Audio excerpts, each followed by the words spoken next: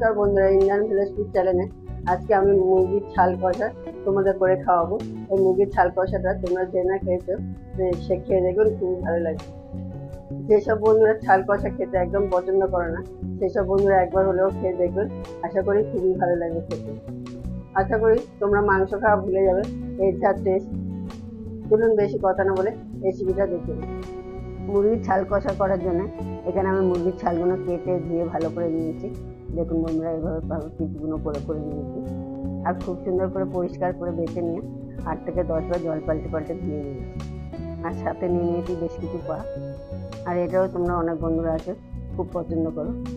এখন আমি এটাকে সরিয়ে দেবো। এরই ফাঁকে গ্যাসের মধ্যে একটা কড়া বসিয়ে দিচ্ছি। কড়াটা গরম হয়ে গেছে, আমি পরিমাণ তেল দিয়ে দেবো, খুব বেশি তেল দেবো না।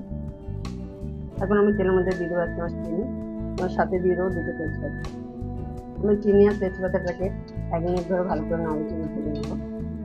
এতে কি হবে, চিনিটাও গলে যাবে আর তেজপাতাটাও ভাজা হয়ে যাবে। চিনিটা দেওয়া একটাই কারণ, খেতে খুব ভালো হবে আর কালারটাও খুব সুন্দরভাবে আসবে। খুব ভালো করে আমি 1 মিনিট ধরে নাড়িয়ে নিলাম। চিনিটা অনেকটাই গলে গেছে। এখন আমি দিয়ে দেবো 4টে মিডিয়াম সাইজের পেঁয়াজ কুচি। পেঁয়াজটাকে দিয়ে নাড়িয়ে খুব ভালো করে 2 মিনিট ধরে ভেজে নেবো। এতে কি হবে, পেঁয়াজটা আগে থেকে অনেকটা নরম হয়ে যাবে। 2 মিনিট পরে এখন পেঁয়াজটা আমি হালকা করে ভেজে নিয়েছি মিডিয়াম আঁচে রেখে গ্যাসটাকে। এখন আমি দিয়ে দেবো একটা মিডিয়াম সাইজের টমেটো কুচি। টমেটো কুচিটাকে দিয়ে 1 মিনিট ধরে নাড়িয়ে ভেজে নেবো। এতে কি হবে, টমেটোটা আগে থেকে অনেকটা গলে যাবে। টমেটো কুচিটাকে দিয়ে 1 মিনিট ধরে নাড়াচাড়া করে নিয়েছি আর আগে থেকে টমেটোটা অনেকটাই নরম হয়ে গেছে। এখন আমি দিয়ে দেবো 2 চামচ রসুন বাটা আর সাথে দিয়ে দেবো 2 চামচ আদা বাটা।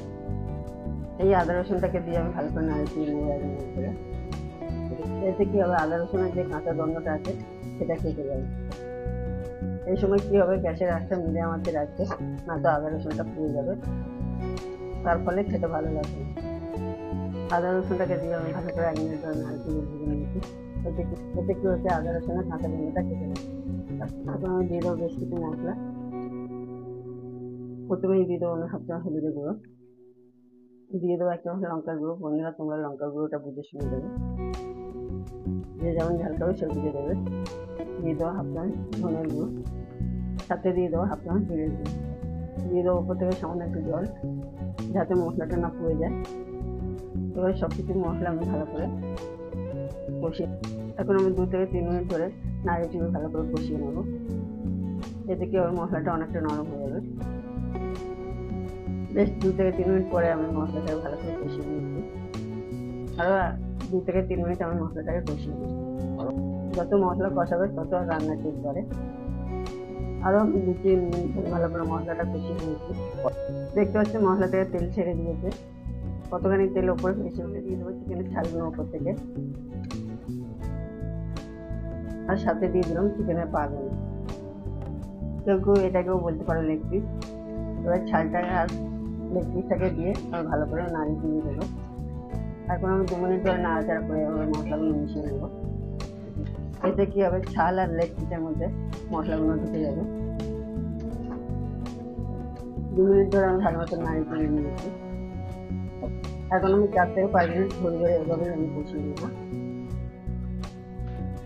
তবে আঁচটা জোরে দেবে না, মিডিয়াম আঁচে রাখার চেষ্টা করবে।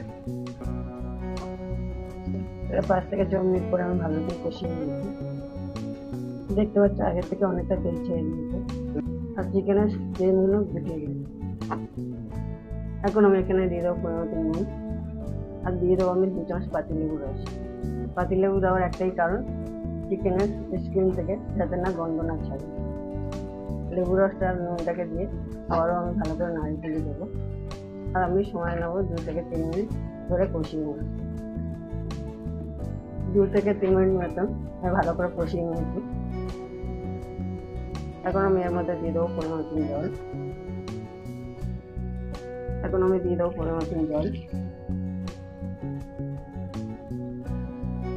জলটাকে দিয়ে আমি ভালো করে নাড়িয়ে নেবো আর 2 মিনিট আমি ফুটতে টাইম দেবো। এই সময় গ্যাসের আঁচটাকে হাই করে দেবো।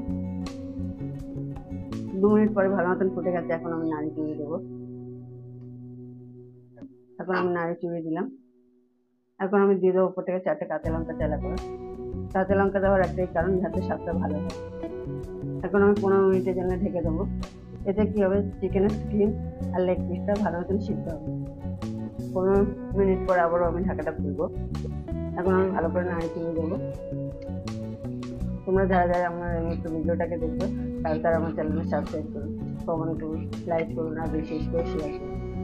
এখন অনেকটা ঝোল আছে আর ভালো মতন সিদ্ধ হয়নি। এখন আমি 10 মিনিট আরও ফুটিয়ে নেবো ভালো করে। প্রায় 70% সিদ্ধ হয়ে গেছে। 2 মিনিট পরে এখন আমি ভালো করে নাড়ি চিড়ে নেবো। ভালো করে নাড়ি চিড়ে নিলাম। এখন আমি দিয়ে দেবো গরম মশলা 1 চামচ। আমার দৈনিক সিদ্ধের গরম মশলা, সাই গরম মশলা থেকে অনেক বেটার। গরম মশলাটাকে দিয়ে আমি 1 মিনিট ধরে ভালো করে নাড়াচাড়া করে নেব। এতে কি হবে, গরম মশলাটা ভালো মতো মিশে যাবে। প্রায় গরম মশলা দিয়ে আমি 1 মিনিট ধরে ভালো করে নাড়িয়ে নিয়েছি। দেখুন বন্ধুরা, কালারটা কত সুন্দর হয়েছে। ঠিক মনে হবে ফুটপাতে আমরা চিকেন ছাড়ছি। এখন আমি এটাকে লাগিয়ে দেবো। দেখুন বন্ধুরা, মুরগির ছাল কষা রেসিপিটা আমার হয়ে গেছে। তার সাথে কষাও রেডি। এই রেসিপিটা দিয়ে তোমরা গরম ভাত, রুটি, লুচি, পরোটা, মুড়ি সব কিছুর সাথেই তোমরা খেতে পারো। আজকের মতন ভিডিও আমি এখানেই শেষ করছি। দেখা হচ্ছে অন্য কোনো ভিডিওতে। সবাই সুস্থ থাকবেন, ভালো থাকবেন। জয় হিন্দ, বন্দে মাতরম। নতুন নতুন ভিডিও পেতে গেলে আমার চ্যানেলে অবশ্যই কমেন্ট করে জানাতে হবে।